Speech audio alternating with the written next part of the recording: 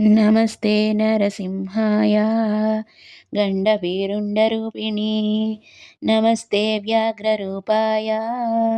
सर्वदुःखनिवारिणे नमो वानररूपाय सर्वशत्रुविनाशिने नमो वराहरूपाय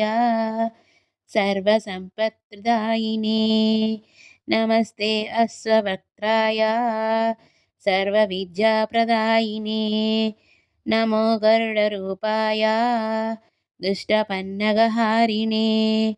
नमो भल्लूकवक्त्राय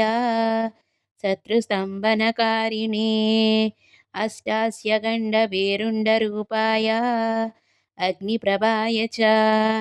कल्पान्तकालनिर्घोष गर्जिताय अग्ररूपिणे द्वात्रिंशत्कोटिहस्ताय द्वात्रिंशायुधधारिणे नमो नमस्ते रणसिंहरूपा नमो नमस्ते जयसिंहरूपा नमो नमस्ते रणसिंहरूपा नमो नमस्ते जयसिंहरूपा गरुडनारसिंहस्तोत्रं सम्पूर्णम्।